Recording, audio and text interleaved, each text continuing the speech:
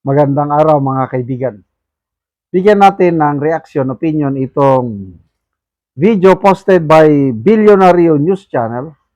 Interview ni na Attorney Trixie Angeles kay Congressman Leandro Libeste. Tinanong nila tungkol sa impeachment trial ni BP Sara. Nako, napaka good news itong sagot ni Congressman Libeste. It's a waste of time. Sayang-sayang lang. Bakit? They don't have the numbers. Meaning, kulang ang boto nila para makonvict si BP Sara. Ibig sabihin, kung si Congressman Libiste ang paniwalaan natin, panalo si BP Sara sa kanyang napipintong impeachment trial. Pakinggan natin. Now will be one of the impeachment judges. If she stands on impeaching VP Sara, how do you think you would be affected by this? Well, I think I've previously already said that whatever people's views on the impeachment are, Yes. it's a waste of time because it will not hold in the Senate. It will not get the necessary votes. And That's what you believe. That there's really that is not chance uh, at the Senate. You've done the math. personal preference. Whatever that personal preference might be, that is, I think, what political observers generally agree on now. But regardless of the cases that is being filed with allies of the Duterte. Yeah, so it's actually confounding to me why the admin, for its own sake, is using so much of its political capital on the impeachment when it is so clear that they will not get the necessary votes in the Senate. Hmm. So, do you seek political advice from your mom? She's a veteran politician. I don't really listen to her. So you have a very different opinion, you and your mom? Yes, because she's been in the Senate for 4 terms now, and she has done that by being very careful. And I am A lot less careful. Senator Legarda will be one of the impeachment judges. If she stands on impeaching VP Sara, how do you think you would be affected by this? well, I think I've previously already said that whatever people's views on the impeachment are, Yes. it's a waste of time because it will not hold in the Senate. It will not get the necessary votes. And That's what you believe. That Yan ha. Hindi. It will not hold. Anong ibig sabihin? Hindi tatayo, hindi mananalo. They don't have the numbers. Kasi nga, impeachment is a numbers game. At isa si Senator Legarda ang boboto. So, ako, opinion ko lang ito ha. Bakit ganon ang sinasabi ng batang kongresista? Ay palagay ko, nag-uusap din yung mag-ina na yan dahil very close sila. Kaya maybe, again, opinion ko lang ito, sa kanilang usap mag-ina, baka nabanggit ng kanyang ina na wala yan. Ganun lang ako. Although, alam ko, si Senator Loren Legarda is an independent-minded senator. Hindi siya nagpapahawak sa leg. Yan ang pagkakakilala ko sa kanya. Kaya, isa siya sa mga senators na posibleng boboto sa acquittal ni BP Sara. Kasi ang nakikita, mga political observers, yung sinasabi ni Congressman Libeste, I agree. Kasi ang mga political observers, sinasabi is, 4 lang ang siguradong senador na boboto conviction ni BP Sara. Soto, Lacson, Contiveros, and Pangilinan. Yon ang sigurado. Mayroon pang 4 na posibleng boboto ng conviction at pwede ring mag-abstain. Sino? Yung dalawang magkapatid na Tulfo. Posibleng boboto sila sa yung conviction ni BP Sara. And then, pwede rin si Bamakino. Dahil sa isa siyang kakampi. 7. Sino ba yung isa pang ano? Kalimutan ko na. Yung pang-walo. Yun na ba?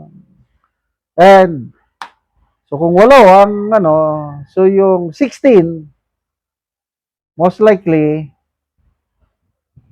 boboto sa acquittal ni BP Sara or mag-abstain. Kasi ang mag-abstain, playing safe. Anybody who abstains is in favor of BP Sara.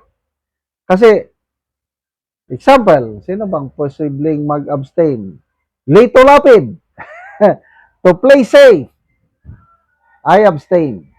Di, nabawasan yung bilang nila kasi kung lahat ng majority senators, sabihin mo na lang na boboto sa conviction ni BP Sara, edi kung nag-abstain si Lito Lapid, edi -1 na sila.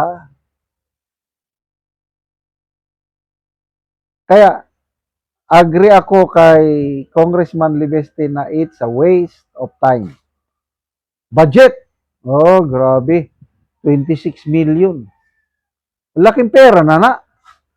Sa kanila kasi, sinsilyo lang ang milyones dahil nasanay sila na billions of So, baliwala na lang yung millions, 26 million. So, sayang-sayang. Ito, I don't know how true. Dalawang balita. Sa Kongreso, sinasabi, House leaders, tinatawagan ng mga kongresista, pag hindi kayo bumoto pabor sa impeachment, wala kayong pundo. Ito naman, sa Iglesia ni Cristo, sabi ni Kati Binag kanina, ang mga boboto pabor sa impeachment ni BP Sara ng mga politiko, they will be blacklisted sa Iglesia ni Cristo. So it's a warning. So I don't know, these are all speculation, rumors. But kung ako ang inyong tatanungin, sigurado na mayroon silang 1/3 of votes ng mga kongresista. Kaya aakyat sa Senado ang impeachment case. Kaya magkakaroon ng trial. Salamat mga kaibigan sa inyong pagsubaybay sa channel nito. Nakakatulong kayo ng malaki sa tribong Talandig ng Bukidnon dahil ang sweldo natin sa channel na ito is pantulong po sa tribo.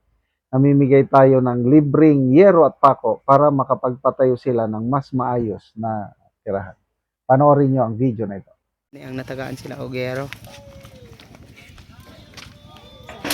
Ug karon mo na ni ang atop sa natagaan na mo Ogero. So mga silupin lang yun. So naay tubig.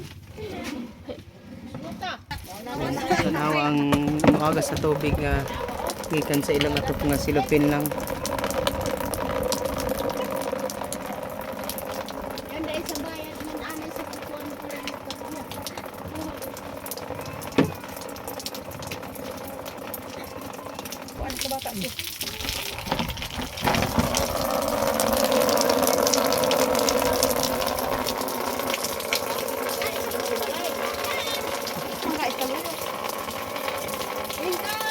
Silupin lang ilang atop na ay mga tubig umuulan.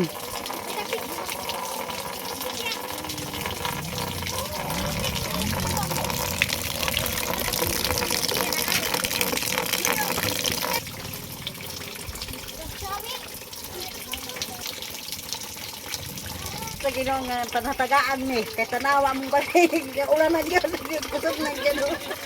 Oo. Nga pila naman ni anti ka bulan nga inyong atop nga silupin lang nga kung muulan diha lang mapundo ang tubig. Dugay-dugay na gyud ni ta. Pila na ni anti ka tuig? Ibarag to upat na gyud ka tuig.